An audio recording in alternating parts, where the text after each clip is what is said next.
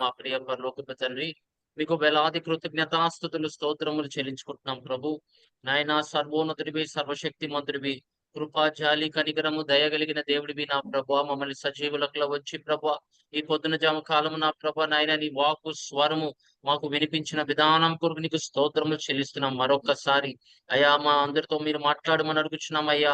మాపై నీ అభిషేకం ఉంచండి ప్రభా తండ్రి దేవ. వినగలిగిన చెవులు, గ్రహించగలిగిన మనస్సు కూడా మాకు అనుగ్రహించమని అడుగుతున్నాం తండ్రి దేవా నాయన. అయా దే నిమిత్తము నా ప్రభా ఈ లోకానికి వచ్చావో దాని నిమిత్తము మేము జీవించినట్లుగా సహాయం కృప కూడా మాకు దయచేయమని సమస్త కీర్తి ఘనత మహిమ నీకే ఆరోపిస్తూ త్వరలో రానై ఉన్న నజరేయుడైన యేసుక్రీస్తు ప్రభు శక్తి గల నామంలో అడిగి వేడుకుంటున్నాం మా తండ్రి. ఆమేన్. ఆమేన్. ఆమేన్. హల్లెలూయా. హల్లెలూయా. హల్లెలూయా. ఒకసారి యెషయా గ్రంథము 48వ అధ్యాయము 16వ వచనం చదువునమ్మా.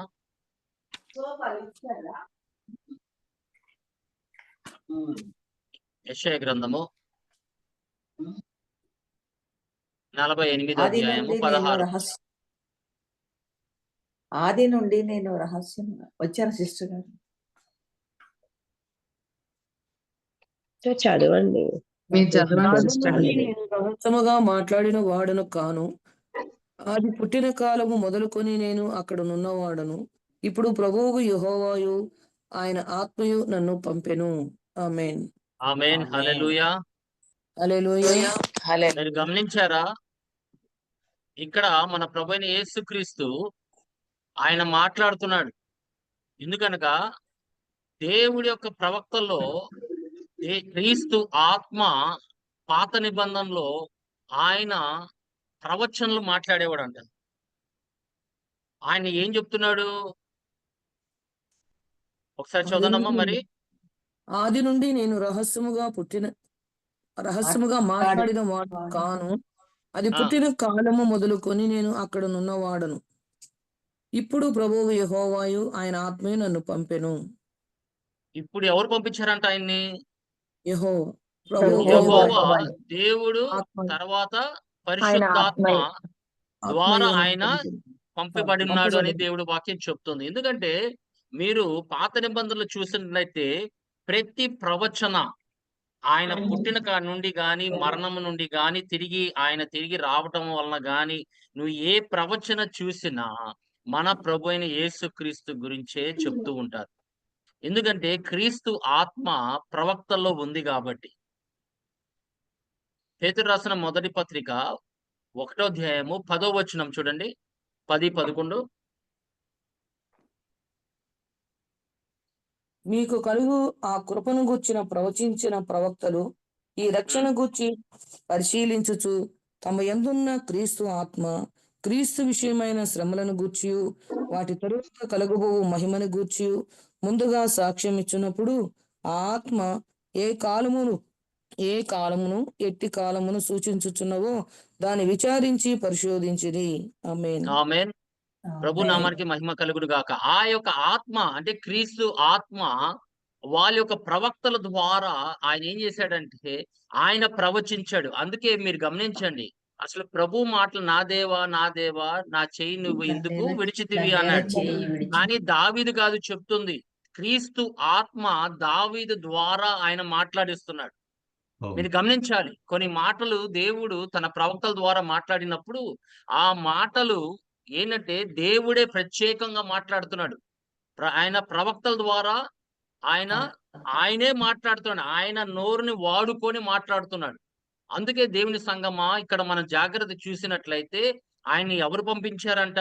తండ్రి అయిన దేవుడు మరియు యెహోవా దేవుడు తన ఆత్మ ఆయనకి పంపించి ఉన్నాడు అన్నాడు. అందుకే నేను ఈ లోకానికి వచ్చి ఉన్నాను అంటున్నాడు. మీరు కొత్త నిబంధనలో వచ్చి చూసినట్లయితే దేని నిమిత్తం వచ్చాడో అని చెప్పాడు. కానీ మనం ఏం చేస్తామంటే దాన్ని మనుషులు ఆచారము. మీరు గమనించండి, దేవుడు ఆ సత్యాన్ని బోధించినప్పుడు వీడేం చేస్తాడంటే అసత్యాన్ని బోధించడానికి ప్రయత్నం చేస్తాడు. ఆ సత్యం నుంచి నువ్వు తొలగిపోవటానికి ప్రయత్నం చేస్తాడు సాతాను. అందుకే తరతరాల నుండి మీరు గమనిస్తే యేసుక్రీస్తు పుట్టిన కాడి నుండి ఇప్పటి వరకు జనాలని మోసం చేయటమే వాడి పని. వాడి దృష్టి మన ప్రభు అయిన యేసుక్రీస్తు మీద తీసివేసి ఈ చెట్టుల మీద గాని, ఈ పుట్టల మీద గాని, వేరే వేరే విధాల మీద వాడేం చేశాడంటే వాళ్ళ ధ్యాసని అటువైపుకి మలిచాడు. దేవుని సంగమా, మనము ఆయన కుయుక్తి కలిగిన వాడు కాబట్టి మనం చాలా జాగ్రత్తగా ఉండాలి. మనుషుల ఆచారం ప్రకారంగా మనము వెళ్ళకూడదు. ఎందుకు వెళ్ళకూడదని బైబిలే చెప్తుంది. మీరు మార్కు సువార్త 7వ అధ్యాయము 13వ వచనంలో చూసినట్లయితే,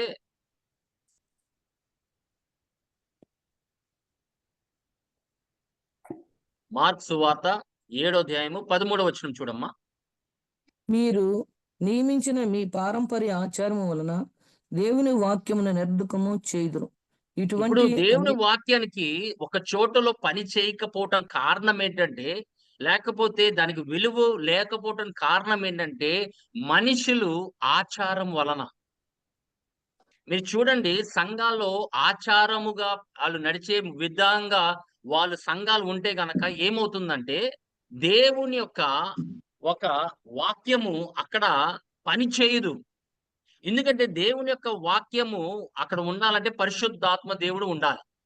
పరిశుద్ధాత్మ దేవుడు జీవం గల మాటలు ఆయన తీసుకొస్తాడు కాబట్టి అక్కడ మారు మనసు పొందుతారు. వాళ్ళ జీవితాలు మారుతూ ఉంటాయి. వాళ్ళు మహిమ నుండి అధిక మహిమలోకి వెళ్తారు. అనుదినానికి వాళ్ళ కృప అనుగ్రహించబడుతుంది. లేకపోతే ఏమవుతుందంటే మనుషుల ఆచారం వలన వీళ్ళేమవుతున్నారంటే వాళ్ళకి మార్పు ఉండదు. క్రిస్మస్ రాని, న్యూ ఇయర్ రాని, ఏ పండగన రాని వాళ్ళు ఒకే విధంగా ఉంటారు. ఎందుకంటే వాళ్ళ యొక్క మనుషుల యొక్క ఆచారం వలన. అక్కడ వాక్యము, దేవుని యొక్క వాక్యము ఏమవుతుంది?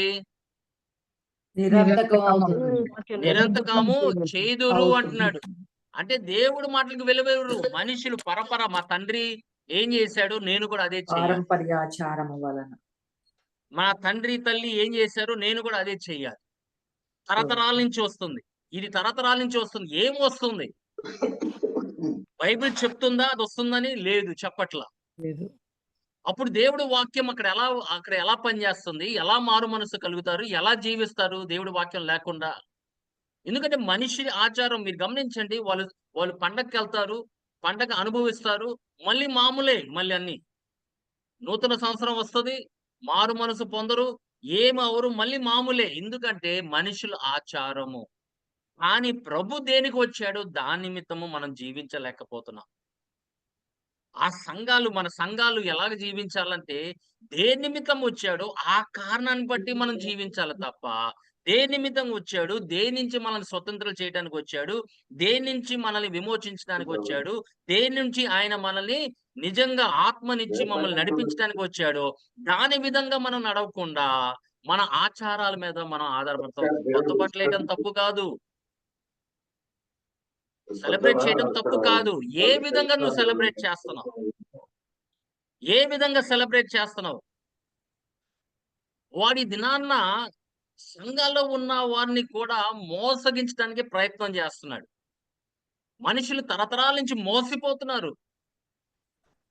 దేవుని సంగమా, ఆయనొచ్చింది కారణము చాలా ఉన్నాయి. ఆ కారణము మనం తెలుసుకోవాలి. దేని నిమిత్తం వచ్చాడో ఆ విధంగా మనం జీవించాలని అనుకుంటున్నాడు. లేకపోతే ఏమవుతుందంటే, దేవుడు ప్రభువు వచ్చినప్పుడు ఆచారాల్లో ఉన్న వారిని ఆయన విడిచిపెట్టి, ఆత్మ ద్వారా నడిపించబడిన వారు, శరీర క్రియల్ని విడిచిపెట్టి ఆత్మలో నడిచిన వారు, ఆత్మ ద్వారా జన్మించబడిన వారు, ఆత్మతో నింపబడిన వారు, ఆత్మ సంఘము కొరకు ఆయన వస్తున్నాడు. ఆమేన్. అందుకే సంఘము ఆమేన్. ఆ ఆ సంఘాన్ని ఏం చేస్తున్నాడంటే పరిశుద్ధాత్మ దేవుడు సిద్ధపరుస్తున్నాడు. ఆయన రాకడ కొరకు సిద్ధపరుస్తున్నాడు. మీరు ఎక్కడన్నా గాని దేవుని సంగమా, దేవుని సన్నిధిలో మనం కూర్చుంటున్నాము. అనుదినము వాక్యం వింటున్నాము. అనుదినము నూతన నిబంధన మీరు చదివారు కదా! ఎక్కడన్నా గాని తిరిగి ఆయన తన జన్మ గురించి ఎప్పుడన్నా మాట్లాడాడా? దేని నిమిత్తం వచ్చాడో చెప్పాడు గాని ఈ లోకంలోకి. ఎక్కడ మీరు ఇలాంటి ఆచారాలు మీరు పాటించమని ఎక్కడన్నా చెప్పాడా? లేదు. చెప్పండి. మీరు చెప్పండి. మీరు చదువుతున్నారు కదా బైబిలు. ఆ! పరిశుద్ధాత్మ చెప్పలేదు. దేవుడు ఆయన ఆయన ప్రసంగం చెప్పినప్పుడు, ఆ మొదటి ప్రసంగంలో నిలబడి ఏం చెప్తున్నాడు? ప్రభు దేని నిమిత్తం ఈ లోకానికి వచ్చాడో చెప్తున్నాడు. పాపిల్ని రక్షించటానికి. అని చెప్తున్నాడు. పాపిల్ని రక్షించటానికి అని నిలబడి అని చెప్తున్నప్పుడు వాళ్ళందరికీ ఏం జరిగిందంట? మీరు గమనించండి, దేవుడి వాక్యము మనం ప్రకటించినప్పుడు ఆచారాలు లేని చోట్ల దేవుడి వాక్యం చాలా బహుబలముగా పనిచేస్తది. ఆయన ప్రకటించినప్పుడు, పేతురు ప్రకటించినప్పుడు 2వ అధ్యాయము 37వ వచనం చూడమ్మా, అపోస్తలుల కార్యము. దాని వెల తెచ్చి అపోస్తల పాదము 37 ఉన్నది. 2 అధ్యాయం. చదవమ్మా. వారు ఈ మాట విని హృదయం నొచ్చుకొని వాళ్ళు ఈ సహోదరులారా మాటలు, ఏ మేము మాటలు? పేతురు తన ఆ దేవుని యొక్క ఆత్మ ద్వారా మాట్లాడిన మాటలు విని వాళ్ళ హృదయాలు ఏమైపోయినాయంట? నొచ్చుకున్నారు. నొచ్చుకున్నారు. అది జరుగుతుంది. దేవుని వాక్యానికి విలువిచ్చినప్పుడు అది జరుగుతుంది. అక్కడ ఏం చెప్తున్నాడు? చెప్పాడు ప్రభు యేసుక్రీస్తు ఆయన వచ్చింది తిరిగి మళ్ళీ దావీదు గుడారము కట్టడానికి, తర్వాత లోక రక్షకుడిగా వచ్చాడు. ఆయన అన్ని చెప్పిన తర్వాత ఆయన ఎందుకు వచ్చాడు ఈ లోకానికి? అయినా కూడా మీరు ఆయన్ని చంపివేశారు అని చెప్పిన వాళ్ళందరూ ఏమైపోయారు? ఆ మాటలు విని వాళ్ళ హృదయాల్ని నొచ్చుకున్నారంట. వాళ్ళకి వెంటనే ఏం చేయాలి అర్థం కాలా. మేము ఏం చేయాలి అన్నాడు. గమనించండి దేవుని సంగమా, మేము ఏం చేయాలంటే అప్పుడు ఆయన చెప్తున్నాడు, మన మారు ప్రభువైన మనసు పొంది యేసుక్రీస్తుని పాపక్షమాపణ.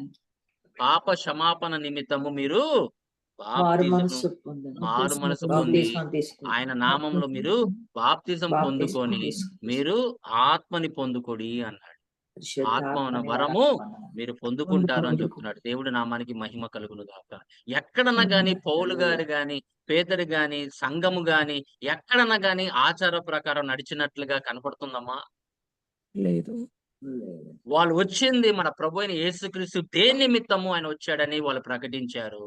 వాళ్ళు ఆ మాటలు విని వాళ్ళ హృదయాలు మారిపోయినాయి. నొచ్చుకున్నారంట. వాళ్ళ మనసులు నిజంగా మారు మనసు పొందుకొని వెంటనే మేము ఏం చెయ్యాలి అనంటే, ప్రభువైన యేసుక్రీస్తు నువ్వు నమ్ముకోండి. నీవు నీ కుటుంబానికి కూడా రక్షణ కలుగుతుందంటే, వెంటనే వాళ్ళు ఇంకా దేవుడు రాకడ కొరకు ఆళ్ళు ఎదురు చూస్తూ ఉన్నారు. ప్రభు అప్పటి నుండి ఇంకా వాళ్ళు మారు మనసు పొందంగానే ప్రభు రాకడ మళ్ళీ ఎప్పుడు వస్తుందా అని వాళ్ళు ఎదురు చూచారు. చూసారా? వాళ్ళ ఆచార ప్రకారం వాళ్ళు జీవించలేదు. దేవుడు దేని నిమిత్తం వచ్చాడో పాప క్షమాపణ కోసము అన్నాడు. మీరు చూడండి మత్తయి సువార్త 1:21.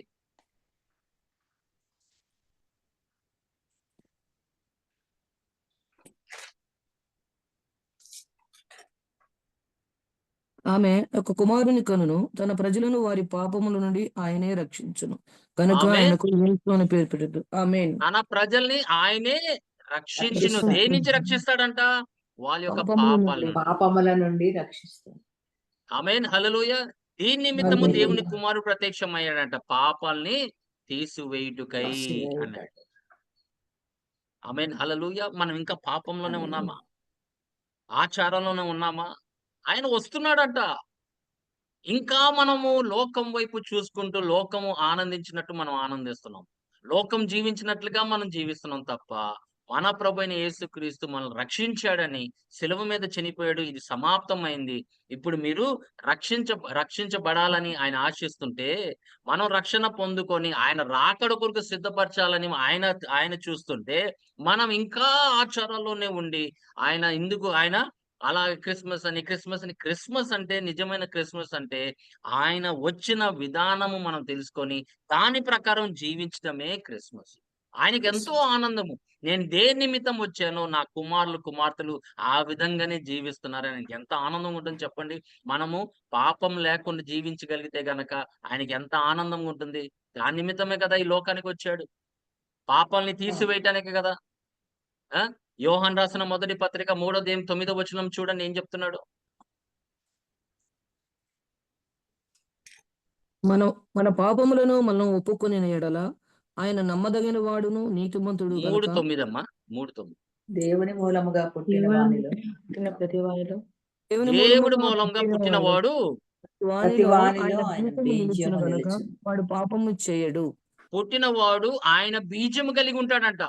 దేవుని యొక్క బీజము కలిగి ఉన్నాడు. ఏంటంటే బీజం అంటే ఆయనలో పాపము లేదు కాబట్టి నీలో కూడా పాపము ఉండడానికి వీలు లేదు. ఆ బీజు గనక నీలో ఉంటే, దేవుని సంగమా, ఆ బీజు నీలో ఉండాలి.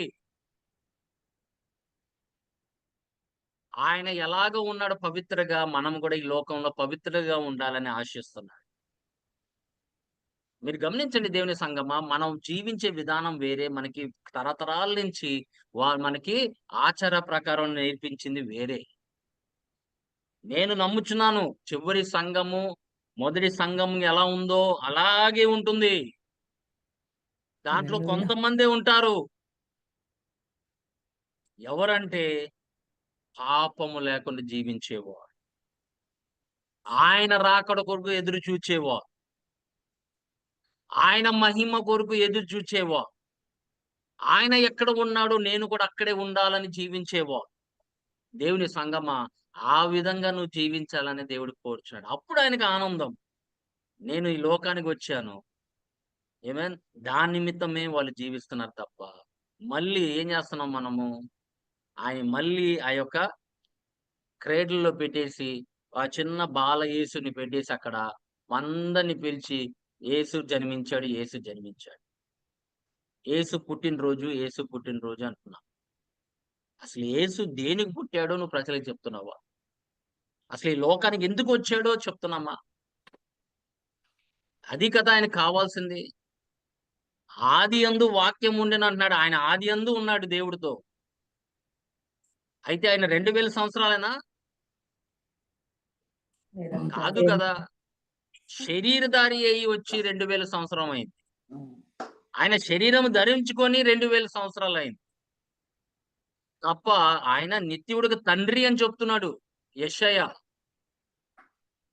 అనట్లా యెషయా 9వ అధ్యాయం 6వ వచనంలో ఏమంటున్నాడమ్మా యెషయా ఆయన గురించి? నిత్యుడగు తండ్రి, ఆశ్చర్యకరుడు, ఆలోచనకర్త, బలవంతుడైన దేవుడు, మరి నిత్యుడగు తండ్రి, నిత్యుడికి తండ్రివి ఆయన శరీరధారి అయి సత్య సంపూర్ణుడిగా ఈ లోకానికి దేవుడు కుమారుడుగా వచ్చాడు. శరీరం ధరించుకొని దేవుడు కుమారుడుగా వచ్చాడు. ఆయన నిత్యుడికి తండ్రివి. ఆయనకి పుట్టినరోజు ఏంటి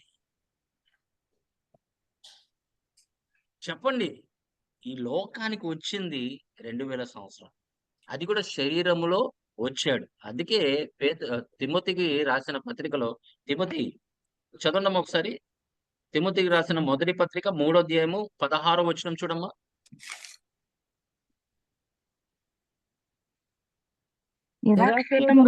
దైవభక్తిని గూర్చిన మర్మము గొప్పదై ఉన్నది.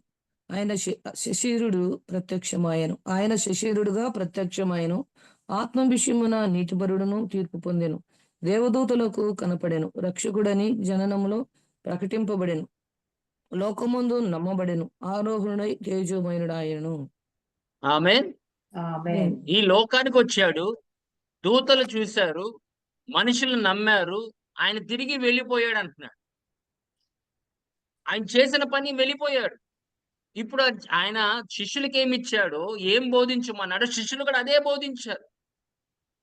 శిష్యులు కూడా ఒకటే, దేవుడు రాజ్యము అతి సమీపం ఉంది. మన ప్రభువైన యేసుక్రీస్తు, బాప్తిజం ఇచ్చే యోహాను, వాళ్ళు ప్రకటించిందే వీళ్ళు ప్రకటించారు. మీరు గమనించండి, దేవుని రాజ్యము సమీపంగా ఉంది.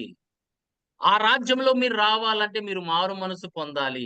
మీరు నీటి ద్వారాను ఆత్మ ద్వారాను మీరు జన్మించాలి. మీరు అప్పుడే మీరు దేవుడి రాజ్యంలోకి ప్రవేశము ఉంటుందని సెలవిచ్చిన వారు ఎక్కడ మళ్ళీ తిరిగి ఆ యొక్క బెత్లెహేం దగ్గరికి పంపించడం గాని, అక్కడికి వెళ్ళి ఒక మందిరము కట్టడం గాని మీరు చూసారా? లేదు. ఆయన దేని నిమిత్తం వచ్చాడో దాని నిమిత్తమే జీవించగలిగితే అదే మనకి క్రిస్మస్. దేవుడు నామానికి మహిమ కలుగును గాక. ఆమేన్. ఆ క్రిస్మస్ నువ్వు జరుపుకున్నప్పుడు నువ్వు నిజంగా నువ్వు ఆత్మని పొందుకున్నావా, రక్షణని పొందుకున్నావా? అంతేకంటే ఇంకేం ఆనందం ఉంటుంది చెప్పండి అమ్మా. ఆత్మలో నడిపించబడిన వారు ఆయన కుమారులు అంటున్నాడు. అంటే శరీరంగా నడిపించబడిన వాళ్ళ కుమారులు కాదన్నే కదమ్మా. లోకపరంగా జీవించే వాళ్ళు ఆయన కుమారులు కాదన్నే కదన్నమ్మా. ఆయన ఆత్మ ద్వారా నడిపించబడిన వారు నా కుమారులు.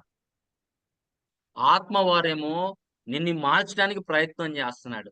లోన్ నుండి బయటికి మార్చడానికి ప్రయత్నం చేస్తున్నాడు. ఆమేన్. హల్లెలూయా. దేవుని సంగమా, ఆయన దేవుని యొక్క ప్రణాళిక చేయడానికి ఈ లోకానికి వచ్చాడు. దేవుడి యొక్క ఉద్దేశాన్ని నెరవేర్చడానికి ఈ లోకానికి వచ్చాడు. మత్తయి సువార్త 5వ అధ్యాయము 17వ వచనం చూడమ్మా. ధర్మశాస్త్రమునైనను ప్రవక్తల వచనమునైనను కొట్టివేయి వచ్చితనని తలంచవద్దు.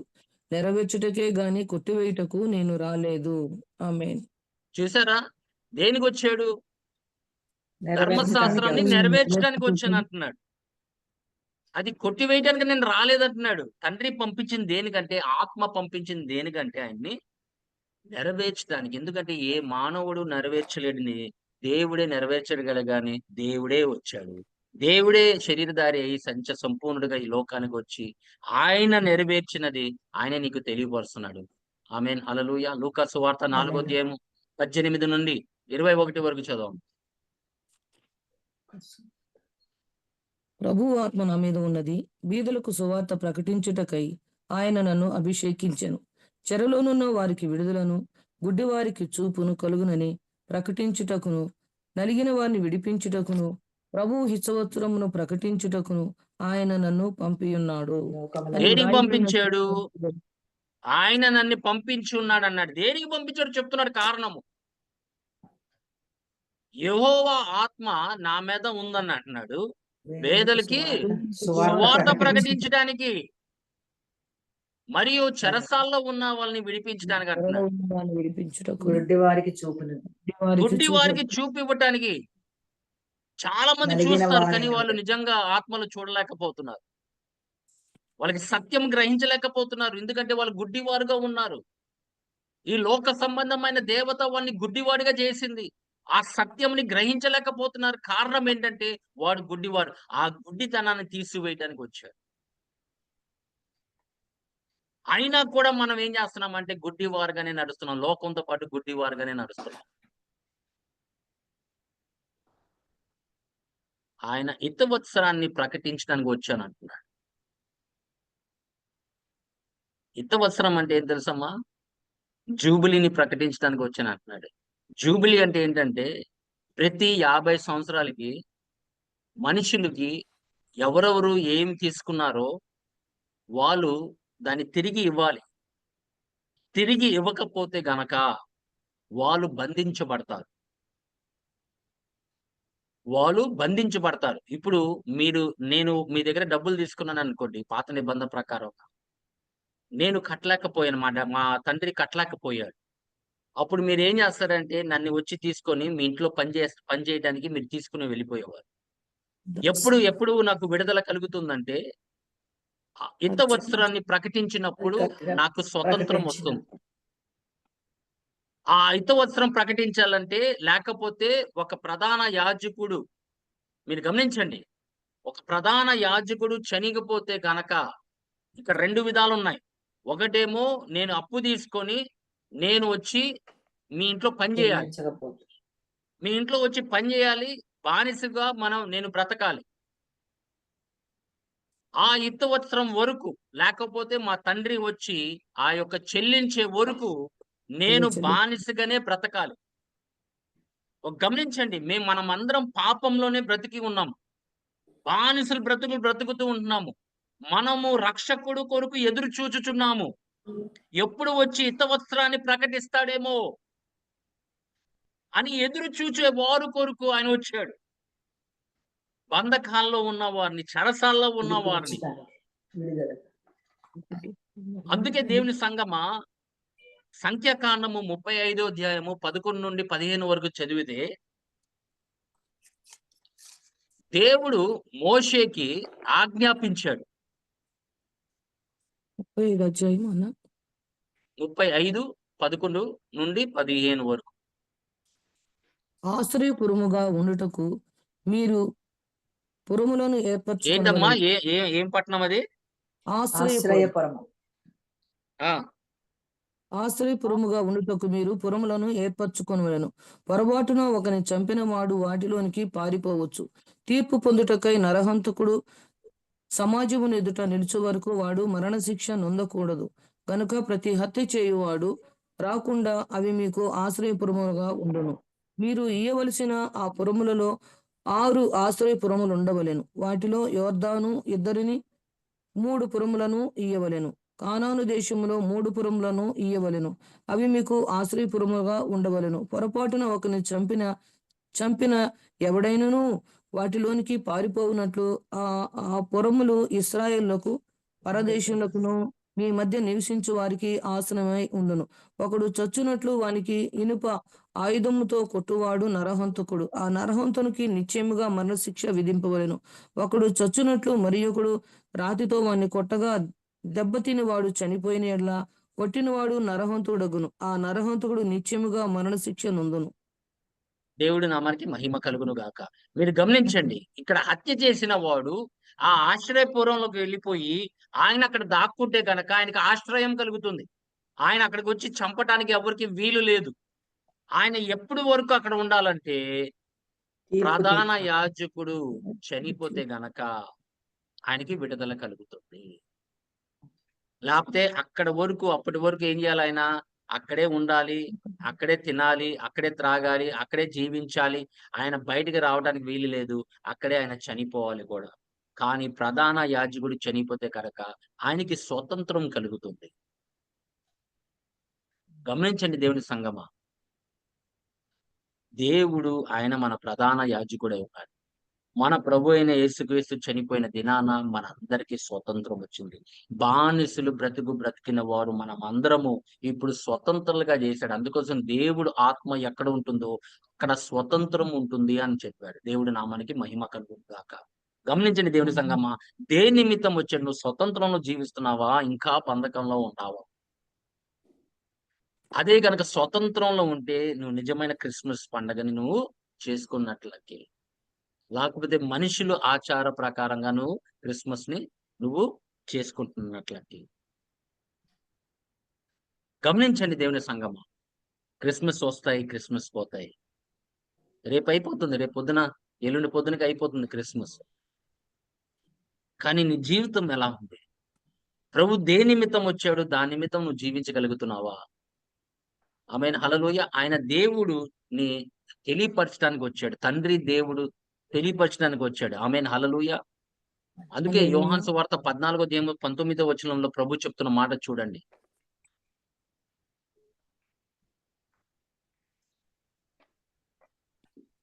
అయితే మీరు నన్ను చూతురు, నేను జీవించుచున్నాను గనుక మీరును జీవింతురు.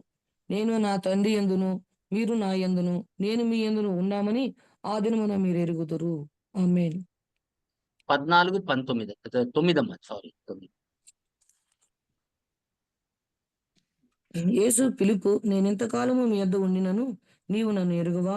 నన్ను చూచిన వాడు నా తండ్రిని చూచి ఉన్నాడు గనక తండ్రి మాకు కనుపరచమని ఎలా చెప్పుచున్నావు? తండ్రి యందు ఆమేన్. నేనును నా యందు నేను తండ్రి ఉన్నాడు. తండ్రి దగ్గరికి వెళ్తున్నాను అంటున్నాడు మన ప్రభు. నేను తిరిగి నీకు వస్తాను అంటున్నాడు. అయ్యా తండ్రిని చూపించవా అంటున్నాడు. ఆశ పుడుతుంది ఆయనకి, తండ్రిని చూడాలని ఆశ. కానీ తండ్రియే వాళ్ళ ముందు నిలబడ్డారని వాళ్ళు గ్రహించలేకపోయారు. తెలియలేదు. నువ్వు నన్ను చూస్తే తండ్రిని తండ్రిని చూచినట్లే చూచినట్లే. అంటున్నాడు. దేవుడి నామానికి మహిమ కలుగును గాక. ఆయన తండ్రిని బయలుపరచడానికి వచ్చాడు. తండ్రిని ప్రేమని వివరించడానికి వచ్చాడు. ఆమేన్, హల్లెలూయా. ఆ ప్రేమలో నువ్వు జీవించగలుగుతున్నావా లేదా? నువ్వు తండ్రిని ఎరుగున్నావా? నీ ప్రభుని ఎరుగుంటే నీ తండ్రిని కూడా ఎరిగినట్లే. ఆయన చూస్తే తండ్రిని చూచినట్లే అంటున్నాడు. ఆమేన్. చూడండి, ఆచారాలు ఉన్న వారిని బయటికి రావడానికి చాలా కష్టం ఉంటుంది. వాళ్ళకి సంఘంలో జరిగేవి కావాలి. కానీ సత్యం ఏం చెప్తుందో దాన్ని గ్రహించలేకపోతున్నారు. సత్యాన్ని తిరస్కరిస్తారు కానీ మనుషుల ఆచారం అయితే ఇంకా గట్టిగానే అలా పట్టుకుంటారు. అందుకే వాళ్ళు దేవుని యొక్క మహిమని పొందుకోలేకపోతున్నారు. దేవుడు అనుగ్రహించే ఆయన మహిమని వాళ్ళు పొందుకోలేకపోతున్నారు. దేవుని సంగమా, మనము ప్రభువు అనే యేసుక్రీస్తు ఏ విధంగా ఆయన తన శిష్యులకు బోధించాడో ఆ శిష్యులు కూడా ఆ పునాది మీద మనం కట్టబడి ఉన్నాం. ఆ పునాది మీద కట్టబడిన వారు వెనక్కి తిరిగి వాళ్ళు ఆచారాలు వాళ్ళు ఫాలో చేయరు. అవ్వరు, చేయరు. మనం స్వతంత్రులము, మనం స్వతంత్రులుగా జీవించాలి. ప్రభు దే నిమిత్తం వచ్చాడు, దాని నిమిత్తం మనం జీవించాలి. నీలో జీవం ఉందా? ఆయన జీవం నీలో ఉందా? పోనీ క్రిస్మస్ ఆచారాల ప్రకారం ఉన్న వాళ్ళు జీవం ఉందా? గమనించండి. దే నిమిత్తం వచ్చాడు అంటున్నాడు యోహాను సువార్త 10:10. మొదటి యోహాను రాసిన పత్రిక 4:9 చూడమ్మా. 4:10 10:10 యోహాను సువార్త, మొదటి యోహాను 4:9. మనము ఆయన ద్వారా జీవించినట్లు దేవుడు తన అద్వితీయ కుమారుని లోకములోనికి పంపెను. దీని వలన దేవుడు మన యందుంచిన ప్రేమ ప్రత్యక్షపరచబడెను. ఆమేన్. ఆయన ఆమేన్. ద్వారా దేవుని యొక్క ప్రేమ ప్రత్యక్షపడెను. ఆయన ద్వారా మనం జీవిస్తున్నామంట. ఆయన లేకుండా జీవము లేదు అంటున్నాడు. ఆయన లేకుండా జీవము లేదు. ఆయన లేకుండా ఏం క్రిస్మస్ అమ్మా? మన పాపములను ప్రాయశ్చిత్తం చేయటం. ఆయన లేకుండా ఏం క్రిస్మస్ జరుపుకుంటారు? ఆయనకు రక్షకుడుగా అంగీకరించలేడు, వాళ్ళ ఆత్మ ద్వారా నడిపించబడట్లేదు. ఏం క్రిస్మస్ జరుపుకుంటున్నారు వాళ్ళు? వాళ్ళకి చెప్తే కోపం వస్తుంది. ఎందుకంటే తరతరాల నుంచి వస్తుంది కదా, ఆచారం కదా. ఇది మా ఆచారం అండి అంటారు. దేవుడు మాటల కన్నా ఆచారం గొప్పదా? దేవుడు వాక్యము కన్నా ఆచారం గొప్పదమ్మా? చెప్పండి. లేదు. ఆ నక్షత్రం మన ఇంటి బయట పెడతాం, మంచిది.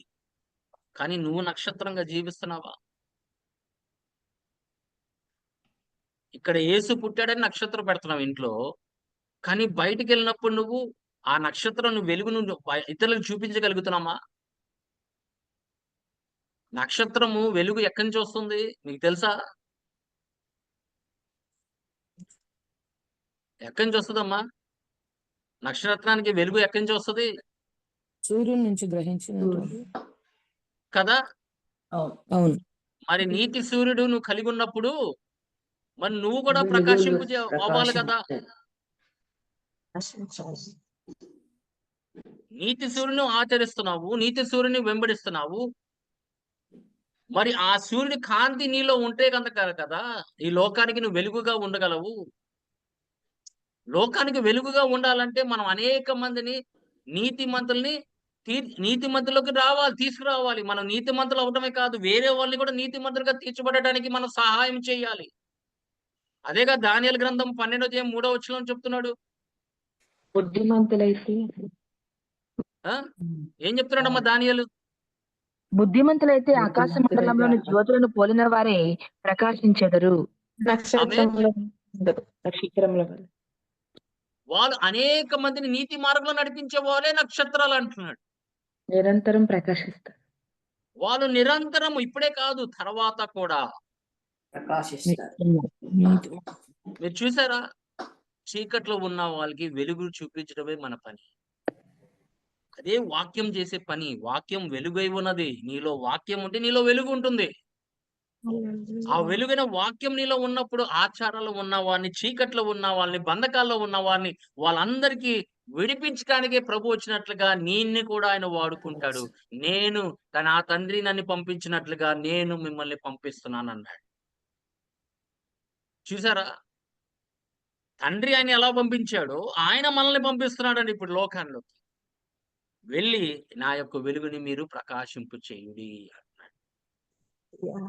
అక్కడికి వెళ్ళి చెట్టు నాటు, ఆ చెట్టుని డెకరేట్ చేయి, లేకపోతే అక్కడ వెళ్ళి స్టార్ పెట్టు, అక్కడ నేను ఉన్నానని చెప్పుకుంటా నేను అని చెప్పాడు? చెప్పలేదమ్మా. ఆయన వెలుగుని మనం అనేక మందికి చూపించాలి. అది నిజమైన క్రిస్మస్. ఆయన వెలుగు నీలో ఉంటే నువ్వే ప్రకాశిస్తావు. నీకు స్టార్ అక్కర్లా, ఎవరక్కర్లా.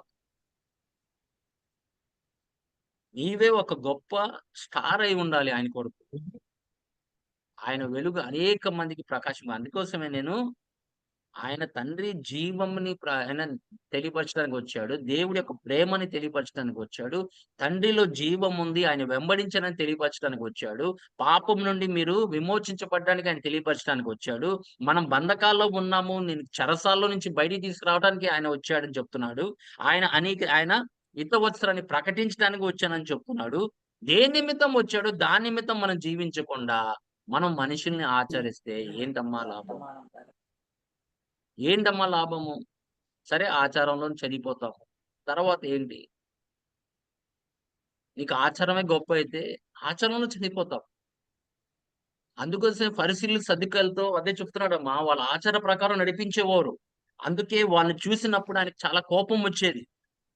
మీరు రానిరు, వేరే వాళ్ళని కూడా దేవుడి రాజ్యంలోకి రానివ్వరు అని చెప్పాడు.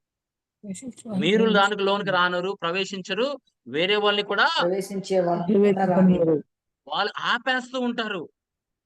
That is what religion will do. ఆచారాలు అదే చేస్తది. సత్యాన్ని గ్రహించకుండా చేయటానికే సాతాను వాళ్ళని పెట్టాడు. మన సంఘంలో కాపరిని ఎలా పెట్టాడో వాడు కూడా పెట్టాడు కొంతమందిని ఆచారాల్లో నడిపించడానికే. దేవుని యొక్క సత్యము గ్రహించకపోవటం వలనే వాళ్ళు ఆచారాల్లోకి నడవగలుగుతున్నారు. లేకపోతే అక్కడ సత్యం ఉంటే వాళ్ళు ఎందుకు నడుస్తారమ్మా? ఇంకా గ్రాండ్ గా అసలు క్రిస్మస్ కన్నా ఏ పండగ గొప్పదమ్మా? మీరు చెప్పండి. మీరు చెప్పండి అమ్మా. గుడ్ ఫ్రైడే అండి. ఆమేన్. రెజరెక్షన్ కాదా? పునరుద్ధానం దినము వలనే కదా నీకు రక్షణ కలిగింది. అంతకంటే గొప్పది ఆ రక్షణ. ఆ పునరుద్ధాన దినం లేకపోతే మా యొక్క సువార్త వృద్ధము అంటున్నాడు పౌలు గారు. Without the resurrection my preaching is vain అంటున్నాడు. అది వదిలేస్తాం మనం. అసలైన పండగ అది. అక్కడ మనకి విమోచన మన విశ్వాసం అంతా ఆయన తిరిగి లేచాడని పౌలు గారు ఏం ప్రకటించారు?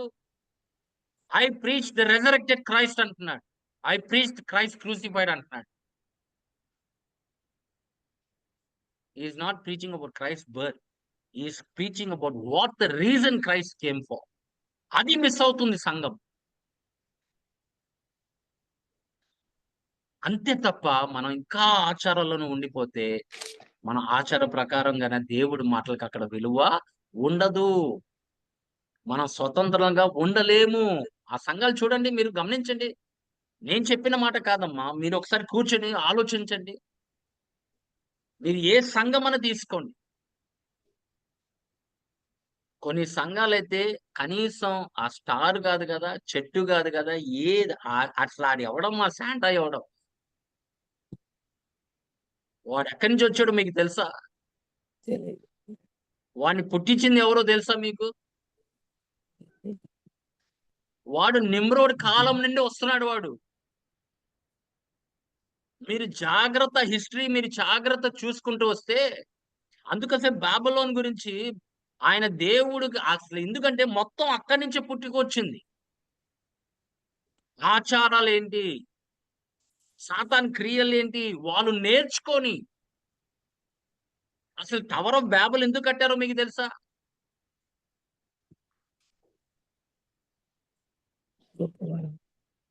అసలు కారణం ఏం తెలుసా? దేవుణ్ణి పక్క పెడదామని, వాళ్ళు దేవుళ్ళని ఆచరించాలని వాళ్ళు కట్టారట. నిజమైన దేవుడు, సజీవమైన దేవుణ్ణి పక్కన పెట్టి వాళ్ళు దేవుళ్ళు పైన ఉండాలని వాళ్ళు ఆశించారట. ఇప్పటికీ అదే జరుగుతుందమ్మా. అందుకే ప్రభు చాలా మందికి ప్రకటించాడు. కానీ దాంట్లో కొంతమంది ఆయన గొర్రెలే ఆయన స్వరము వింటారని చెప్పాడు. ఆయన గొర్రెలు ఆయన స్వరము వింటాయని చెప్పాడు. ఆయన గొర్రెలే ఆయన మాటలు వింటారు. మిగతా వాళ్ళందరూ వెళ్ళిపోతారు. వెళ్ళిపోలా 70 మంది వెళ్ళిపోలా. ఒకప్పుడు 70 మంది శిష్యులుగా ఆయన వెంబడించిన వారు ఆయన మాటల్ని తిరస్కరించి వాళ్ళు వెళ్ళిపోరా? మీరు కూడా వెళ్ళిపోతారని అడగలా పేదర్ని? కొందరే ఉంటారమ్మా దేవుడు వాక్యానికి పాటించేవారు, కొందరే ఉంటారు. అదే ఆయన నిజమైన సంఘము. ఆయన రాకడ కొరకు ఎదురు చూచేవారు చూసారా? అది వాళ్ళు నిజమైన సంఘం. ఆమేన్, హల్లెలూయా. అందుకే దేవుని సంఘమా చెప్తుంది యోహాను సువార్త 10:10లో దేనికి వచ్చాడో చెప్తున్నాడు చూడండి ఒకసారి. గొర్రెలకు జీవమును కలుగుటకును అది సమృద్ధిగా కలుగుటకు నేను వచ్చితనని మీతో నిశ్చయముగా చెప్పుచున్నాను. ఆమేన్. ఆమేన్. నీకు జీవము సమృద్ధిగా కలుగుటానికి నేను వచ్చి ఉన్నాను అంటున్నాడు. ఆ యొక్క సమృద్ధి గల జీవంలో మనం నివసిస్తున్నామమ్మా. మనం జీవిస్తున్నామా చెప్పండి. గలతీయులకు రాసిన పత్రిక 4వ అధ్యాయము 4వ వచనము 5వ వచనాలు చూడమ్మా.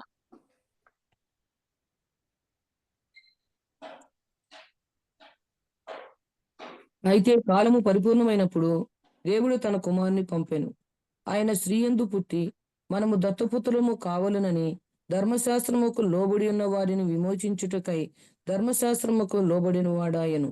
మరియు మీరు చూసారా, కుమారుని ఆయన నిన్ను ధర్మశాస్త్రం నుంచి విడిపించడానికి, నిన్ను దత్తపుత్రుగా చేయటానికి వచ్చాడు అంటున్నాడు. ఇప్పుడు చెప్పండి, ఇప్పుడు నువ్వు ఆయన దత్తపుత్రుడివా కాదా? దత్తపుత్రులు. అందరూ అవుతారా అంటే కాదు. ఆయన గొర్రెలే, ఆయన స్వరము వినేవారే, ఆయన మాటలకు లోబడేవారే, ఆయన రాకడ కొరకు ఎదురు చూచేవారే, ఆయన ఆత్మ ద్వారా జన్మించబడిన వారే, ఆయన ఆత్మ ద్వారా నడిపించబడిన వారే, వాళ్ళే దత్తపుత్ర ఆత్మ కలిగి ఉన్నారు. అందుకే పిలువబడిన వారు అనేక మంది, రక్షించబడిన వారు కొందరే. పిలవటం అనేది అందరినీ పిలిచాడు, కానీ అందరూ వినరు అని కూడా తెలుసు ఆయనకి. దాంట్లో రక్షణ పొందిన వారు కొందరే ఉంటారమ్మా. చివరికి నేను చెప్తున్నాను కదా, ఇది జరుగుతుంది. రేపు సాయంత్రానికి ఆర్సిఎం చర్చ్‌లో, ఇటలీలో, రోమ్‌లో వాళ్ళు ఒక పోర్టల్‌ని ఓపెన్ చేయబోతున్నారట. 5 పోర్టల్స్ ఉన్నాయట. ఏంటి ఆ పోర్టల్స్ అనేది ఎవరికీ చెప్పట్ల. 5 పోర్టల్స్ ఓపెన్ చేయబోతున్నారు అంటున్నాడు. దాంట్లో మొదటిది 24 రాత్రికి ఓపెన్ చేస్తారంట. గమనించండి, ఈ సంఘము ఇతరులందరినీ చీకట్లో నడిపించడం తప్ప అనేక మందిని వాళ్ళని మోసం చేస్తది ఆ సంఘం. అందుకే పౌలు గారు చెప్పారు, తెస్సలోనికి రాసిన మొదటి పత్రిక 2-3 అధ్యాయంలో ఆయన చెప్పింది ఏంటంటే, many will fall away from the faith అన్నాడు. విశ్వాసం నుండి చాలా మంది తొలగిపోతారు అన్నాడు.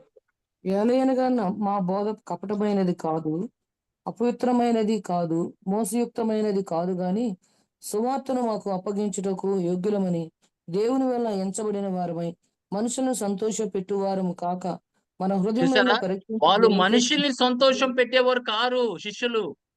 మనమైతే ఏం చేస్తామంటే సంఘంలో ఎక్కడ వెళ్ళిపోతారేమో, సంఘంలోని మనుషుల్ని సంతోషపెట్టే గారు ఉంటారు. ఆచార ప్రకారంగానే వాళ్ళని ఉంచనిస్తారు. కానీ వాళ్ళు అలా కాదు. వాళ్ళు విశ్వాసం నుంచి తొలగిపోకుండా వాళ్ళు జాగ్రత్తగా మనుషుల్ని కాపాడేవారు సత్యము ద్వారా. 2 తెస్సలోనికీయుల పత్రిక చదువు 2:3.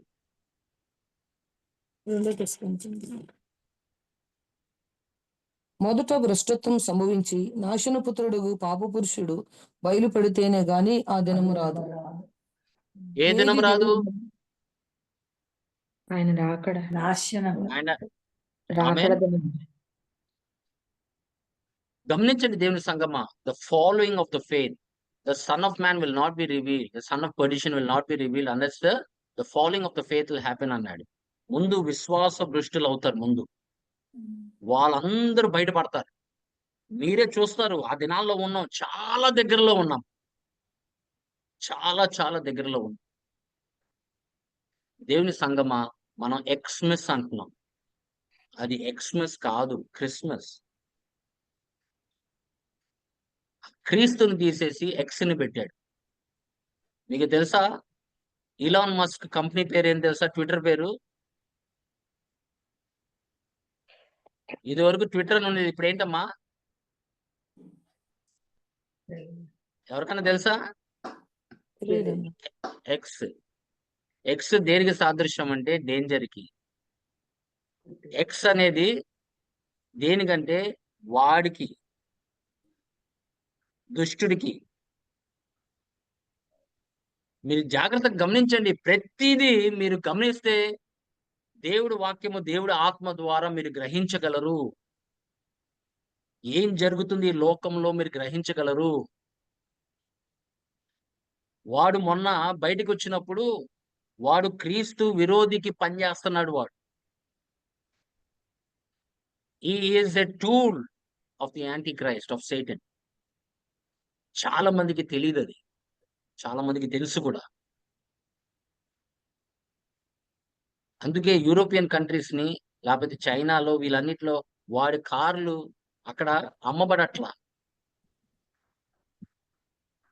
ఓన్లీ అమెరికాలో కొన్ని దేశాల్లో అది అమ్మడబడుతుంది. Tesla car. టెస్లాకి టీ అని ఉంటుంది తెలుసా మీకు? తెలియదు. టీ అంటే థామస్. థామస్ ఎవరు కొడుకు, ఎవరు కుమారుడు మీరు జాగ్రత్తగా చదివితే అప్పుడు క్రిస్మస్ బదులు థామస్‌కి 25th డిసెంబర్‌లో పూజించేవారట. గమనించండి దేవుని సంగమా, వాడు చేసే పనులన్నీ దేవుడికి విరోధమే. మనకు గనక జ్ఞానము లేకపోతే, దేవుడు ఆత్మ మనలో లేకపోతే మనము కూడా మోసిపోవటానికి సాధ్యమవుతుంది. జాగ్రత్తగా ఉండండి. అందుకే దేవుని కుమారుడు సాతాను క్రియల్ని లయపరచడానికి ఆయన వచ్చాడని చెప్తున్నాడు. ఆమేన్. యోహాను సువార్త 3:8 చూడమ్మా ఒకసారి. మనం ముగిద్దాము.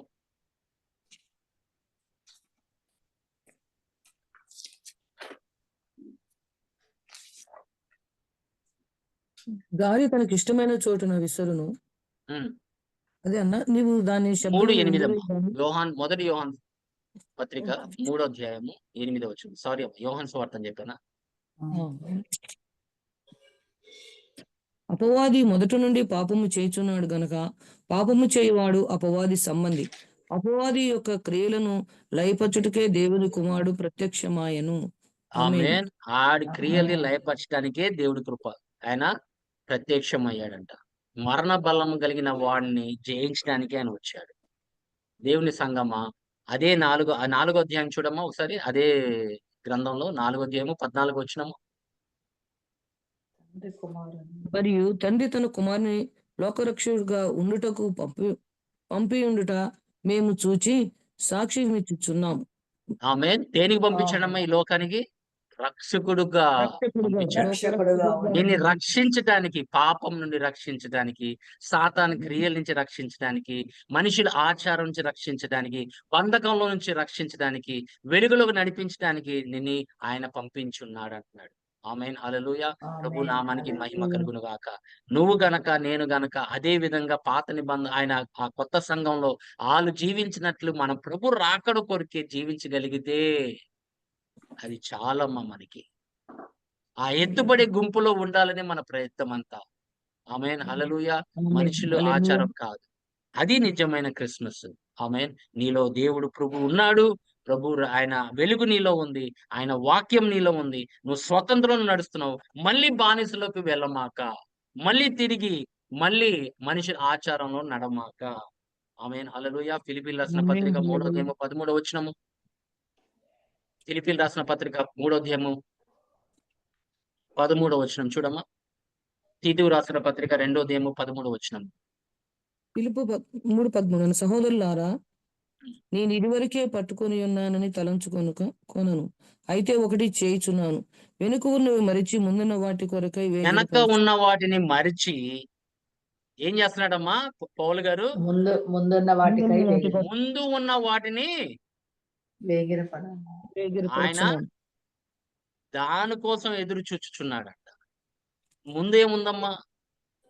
ప్రభు రాకడ కదా. ముందు ఏముంది? ఒక గొప్ప కార్యము జరగబోతుంది. సంఘము ఆయనతో పాటు వెళ్ళిపోతుందంట. దాని గురించి మనం ఎదురు చూడాలి గాని వెనక వాటిని వదిలేసి, ఎందుకంటే మనం రక్షణ పొందాము. ఆమేన్. హల్లెలూయా. ఆయన రక్తం ద్వారా కడగబడుతున్నాము అనుదినము. ఆయన ఆత్మ ద్వారా మనం నింపబడుతున్నాము అనుదినము. ఆయన రాకడ కొరకు మనం ఎదురు చూడాలి. అందుకే వెనక వాటిని విడిచిపెట్టి అంటున్నాడు. I'm looking forward. I leave everything behind. I'm looking forward for that coming of our day of our Lord Jesus Christ. అదే తీతు కూడా అదే చెప్తున్నాడు. తీతు కూడా మన పౌలు గారు అదే చెప్తున్నాడు. తీతుకు రాసిన పత్రిక 2వ అధ్యాయము 13వ వచనం చూడమ్మా. అనగా మహాదేవుడును మన రక్షకుడైన యేసుక్రీస్తు మహిమ యొక్క ప్రత్యక్షత కొరకు ఎదురు చూచుచు ఈ లోకములో స్వస్థ బుద్ధితోనూ నీతితోనూ భక్తితోనూ బ్రతుకుచుండవలెనని మనకు బోధించుచున్నది. ఆమేన్. ఆమేన్.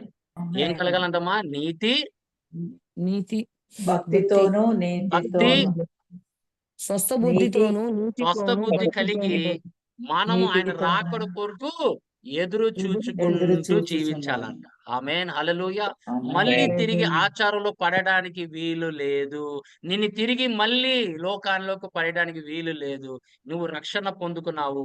ఇప్పుడు నీ పని ఏంటంటే ఆయన రాకడ కొరకు ఎదురు చూచుచూ బ్రతకాలంట. ఆమేన్. ప్రభు నామానికి ఆమేన్. మహిమ కలుగును గాక. ఆమేన్. హల్లెలూయా. ఆమేన్. అందుకే దేవుని హల్లెలూయా. సంగమా, మనము ఆయన కుయుక్తి కలిగిన వాడు కాబట్టి ఆయన ఏం చేసినా మనం గ్రహించాలి. ఆమేన్. సంఘంలో ఏం ఆమేన్. చేస్తున్నాడు, బయట ఏం చేస్తున్నాడు అనేది చాలా జాగ్రత్తగా గమనించండి. ఎందుకంటే మనుషుల్ని ఆ సంఘంలోంచి పోవటానికి సంఘ కాపరులకు ఇష్టం ఉండదు. అందుకే వాళ్ళ ఆచారాలనే ఉంటారు. ఆచారాల్లోనే బ్రతికటానికి ప్రయత్నం చేస్తూ ఉంటారు. ఆమేన్. ఎందుకంటే వాళ్ళు గనక మనుషుల్ని పంపిస్తే వాళ్ళ డబ్బులు పోతాయి. అవును. ఉన్న మాట అది దేవుని సంఘం. అది సత్యము. అవును. ఈ దినము వాక్యంని ఎలా కలిపి చెప్తున్నారంటే ఎక్కడ వెళ్ళిపోతారేమో అని చెప్పేసి వాళ్ళని ఆశ పుట్టించడం తప్ప, దురాశ పుట్టించడం తప్ప, వాళ్ళు నిజమైన దేవుడు బిడ్డలుగా వాళ్ళు జీవించడానికి ప్రయత్నము చేయట్లేదు దేవుని సంగమా. మనమందరము ఆత్మ ద్వారా జన్మించబడినాం. మన ఆత్మ ద్వారా నడిపించబడాలి. ఆత్మ వారు మనల్నందరినీ ఆయనతో పాటు తీసుకెళ్ళడానికి ఆయన సిద్ధంగా ఉన్నాడు. నువ్వు సిద్ధంగా ఉన్నావా లేదా అనేది ప్రశ్న. అట్టి క్రిస్మస్ మనం జరుపుకోవాలి తప్ప మనము లోకపరంగా క్రిస్మస్ మనం జరుపుకోవడానికి వీలు లేదు. ప్రభు తన మాటలు మన హృదయంలో ఫలింపులకు తీసుకొచ్చును గాక. ఆమేన్. ఆమేన్. ఆమేన్. హల్లెలూయా. ఆమేన్. హల్లెలూయా. హల్లెలూయా.